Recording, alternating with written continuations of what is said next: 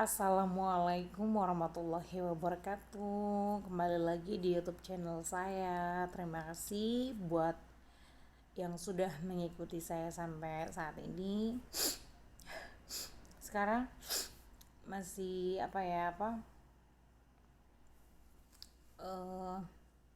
menjalani di Taiwan itu musim dingin ya. Jadi kita harus harus benar-benar menjaga kesehatan kita. Jangan sampai kita sakit di Taiwan ya, karena kalau sampai sakit di Taiwan itu kita sangat akan merugikan diri kita sendiri ya teman-teman. Karena kalau kita sakit, kita sendiri di sini, nggak ada keluarga, dan kita pun tidak mau gitu ketika kita sakit keluarga sampai tahu ya kan. Saya kalau ngomongin keluarga kok jadi itu ya apa namanya,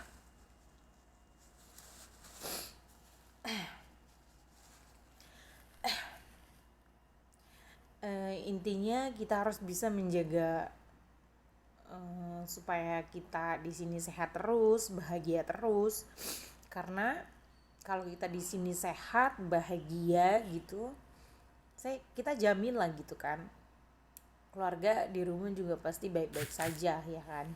Beda lagi kalau kalau kitanya banyak pikiran, kitanya nggak semangat, kitanya kurang enak bekerja, pasti di Indonya pun keluarga sedang ada apa-apa gitu kan.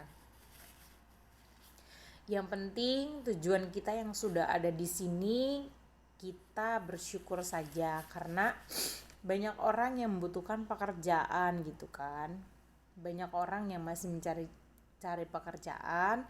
Makanya kita tuh di sini harus syukurin aja apapun pekerjaan kita, apapun yang terjadi ya, kecuali kita dituduh sama majikan ataupun pencemaran nama baik ya.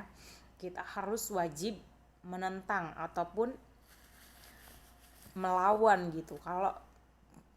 Kalau kita ngerasa nggak salah ataupun tidak melakukan, kita lawan, jangan takut. Seperti itu. Dan kadang di Taiwan itu kita benar-benar diuji banget ya, diuji.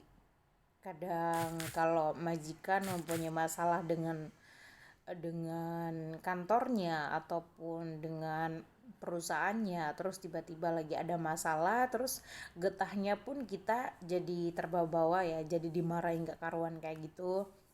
Dan kadang juga nenek juga kayak dia tuh ya suka ikut campur lah urusan majikan, sehingga nenek pun kayak marah-marah nggak jelas tanpa sebab, marah-marah kenapa gitu sama kita ya. Dan pengalaman saya yang paling sering itu, nenek itu ke kita itu kayak kita yang mengurus suaminya gitu kan. Contohnya kayak ibarat saya sendiri yang sedang mengalami ya, saya yang mengurus suaminya, saya yang tahu keadaan suaminya seperti apa gitu kan. Ketika dia dulu tidak bisa jalan, ataupun ketika dulu dia tidak bisa memakan makanan lewat mulut gitu kan, saya berusaha untuk gimana caranya bisa makan lagi, atau saya berusaha untuk gimana caranya bisa berjalan lagi.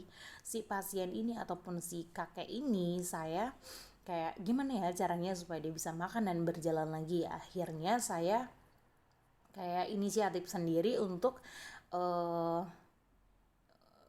menit ya, menggerakkan kakinya 20 menit untuk bagian kaki kiri dan 20 menit untuk bagian kaki kanan. Itu terus 2 jam sekali atau 3 jam sekali saya lakukan itu, karena kita akan ngelihat perubahannya itu per hari ya. Kalau dia udah mulai bangunnya udah mulai ringan, itu tandanya kita harus memang melatih terus setiap harinya seperti itu, karena mungkin dulunya dia terlalu males berjalan ataupun kaku ya. Kalau kalau kakek atau orang tua yang sudah kram kemudian dia malas untuk olahraga terus jalan-jalan kayak gitu kan, jadinya kayak kayak mati mati separoh seperti itu loh. Karena dulu setengah kakinya kayak nggak bisa gerak kayak gitu. Tapi setelah saya ibarat goyang-goyangkan ya, saya inisiatif sendiri dengan cara menyubit kakinya kakek ataupun menusuk dengan pena ya kakinya kakek. Ketika dia tidak ada pergerakan atau tidak terasa, berarti itu memang sudah kayak lumpuh, benar-benar lumpuh ya. Tapi ketika saya menggunakan pena, saya tusuk gitu, terus saya apa ya, terus saya pakai benda-benda kayak untuk menyakiti kakinya gitu kan, terus dianya kerasa, berarti itu tuh masih bisa saya perbaiki gitu. Akhirnya saya memutuskan untuk mengajari kakek, coba deh kek, maksudnya tuh dia harus lebih banyak olahraga, gerak kaki dan jalan-jalan. Akhirnya alhamdulillah sekarang tuh kakek udah bisa jalan lagi gitu kan. Sama kayak nggak bisa makan gitu kan. Nah, ketika nggak bisa makan, saya memblender. Kalau dari dokter itu saya nyuruhnya tuh satu hari itu makan susu ya, tiga tiga kaleng kalau kalengan, tiga kalau perbungkus itu ya ada 3 bungkus seperti itu kan. Itu pun dari dokter susunya. Tapi saya inisiatif untuk, menurut saya hanya cuman mengkonsumsi susu itu tidak apa ya, tidak cukup baik dan sehat juga sih sebenarnya ya kan. Minimal ada sayuran, ada nasi, ada ikan, ada ayam gitu kan. Akhirnya saya inisiatif untuk memblender seperti itu. Dan setelah makanannya itu di blender kemudian dimasak, kayak gitu pun kakek nggak cocok ya, dalam perutnya tuh kakek nggak cocok.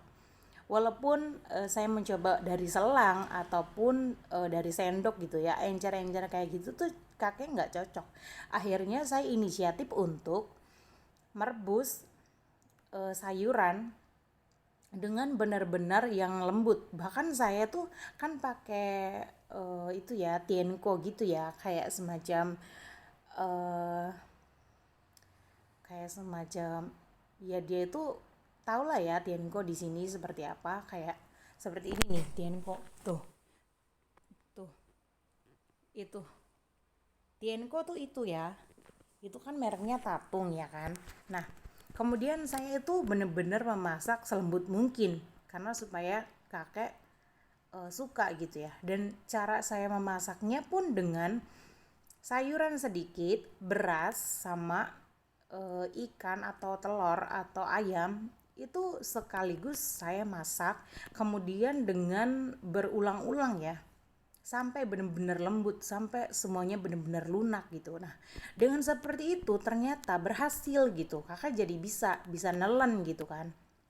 Dan cocok juga, maksudnya kan tidak tidak mencret seperti itu ataupun tidak olap ya. Olap itu kayak mengeluarkan makanan kembali gitu kan. Akhirnya dengan saya rutin seperti itu ya alhamdulillah sekarang sudah tidak pakai selang lagi, sudah makan biasa dengan dengan mulut. Meskipun tidak semua orang tua seperti itu ya, cuman ya kita harus banyak cari bagaimana ya caranya gitu kan.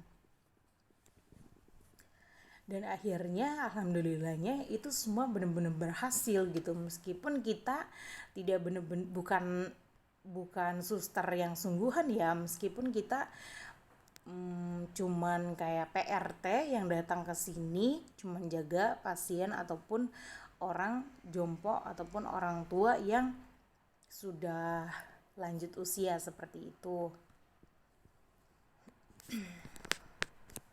Dan kemudian saya pun memutuskan untuk kayak, oh alhamdulillah sekali dengan saya melakukan hal tersebut bisa apa ya, kembali membantu kakek saya bisa aktivitas seperti biasanya. Cuman ya kita harus teratur ngasih obatnya juga, jangan sampai jangan sampai kelupaan ya, karena ada banyak obat itu banyak kegunaan dan fungsi ya. Itu ada obat untuk otak, pencernaan kayak BAB gitu, ada untuk darah, ada untuk supaya tidak terlalu supaya tidak terlalu sakit kepala seperti itu. Dan obat itu juga harus ya, kita itu memberikan obat dengan kayak menjaga, harus bawa olahraga juga, harus bawa aktivitas yang benar-benar baik juga untuk tubuh kakek, dan jangan sampai terjatuh. Kalau sudah terjatuh itu bakalan, siapa tahu dalam tulangnya ada yang patah, kan itu jadi memperburuk keadaan tubuh gitu kan. Yang intinya jangan sampai jatuh aja kayak gitu.